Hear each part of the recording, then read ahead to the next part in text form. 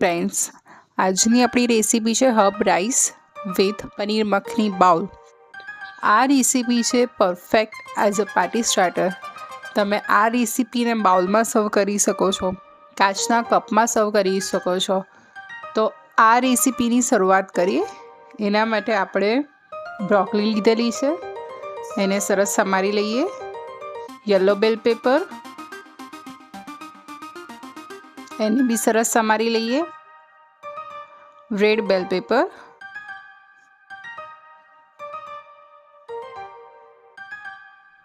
Capsicum, paneer લીધું છે મેં, એને બી સરસ સમારી લઈએ.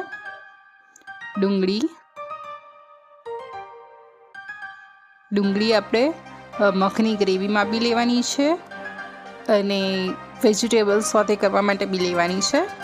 લસણ, ટામેટાં, બધા વેજીટેબલ્સ આપણા સરસ ચોપ થઈ ગયા છે. હવે ગ્રેવી બનાવવા માટે તેલ લીધું છે. તેલ સરસ ગરમ થઈ જાય એટલે જીરું, તજનો ટુકડો, ડુંગળી, લસણ અને બધાને સરસ સાંતળી લઈએ.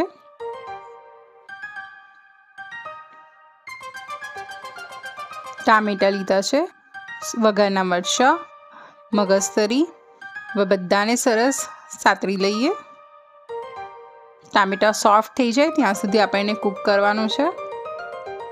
મીઠું, હળદર, લાલ મરચું, ગરમ મસાલો,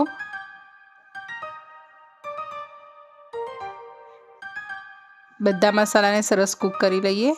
થોડું પાણી એડ કરી તજનો ટુકડો કાઢી લઈએ. બધાને સરસ પ્યુરી કરી સ્ટ્રેન કરી લઈએ. સ્ટ્રેન કરવાથી આ ગ્રેવી એકદમ સ્મૂથનેસ વાળી થશે અને આપણે સ્મૂથનેસ વાળી ગ્રેવીની જરૂર છે, એટલે આપણે ગ્રેવીને સ્ટ્રેન કરીને લીધી છે. આ ટાઈપની થિકનેસ રાખવાની છે. હવે એમાં ચીઝ ક્યુબ ગ્રેટ કરી લઈએ. મેં એક ચીઝ ક્યુબ લીધી છે, તમે ચીઝ અવોઇડ બી કરી શકો છો. હવે બધાને સરસ મિક્સ કરી લઈએ ચીઝ મેલ્ટ થાય ત્યાં સુધી. હવે સાઈડ બાય સાઈડ એક પેનમાં ઓઇલ લઈ લઈએ. પનીરને સરસ ટોસ્ટ કરવાના છે બંને સાઈડથી, એટલે એ લઈ લઈએ. એના પર થોડું મીઠું,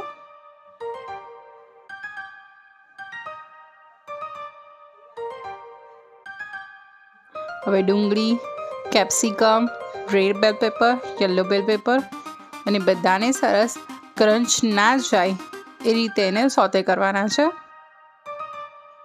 બ્રોકલી લઈ લીધું લાસ્ટમાં. મીઠું,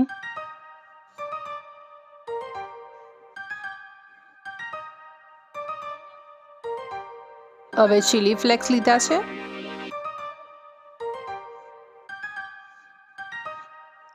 ઓરેગાનો લીધો છે અને બધાને સરસ મિક્સ કરી લઈએ.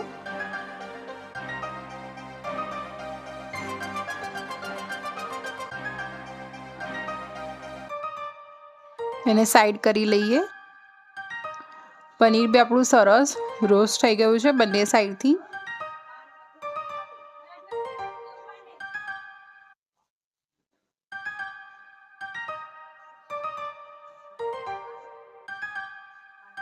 હવે આપણે હબ રાઈસ બનાવવા માટે એ જ પેનમાં ઓઇલ લીધું છે.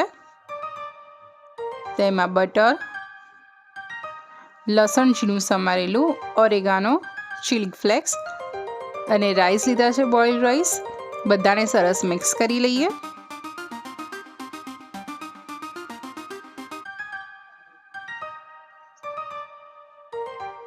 આ બધી વસ્તુ ફાસ્ટ ફ્લેમ પર કરવાની રહેશે, એટલે આ રાઈસમાં થોડી બર્ન ફ્લેવર સારી લાગે છે. તો હવે આપણે એને સર્વ કરી લઈએ. તો આપણા herbs rice with paneer makhani bowl ready થઈ ગયું છે. આ રેસીપી તમને કેવી લાગી, તમારા ફેમિલી મેમ્બર્સને કેવી લાગી એ મને ચોક્કસથી જણાવજો. C you in next. આવજો. જય શ્રી કૃષ્ણ.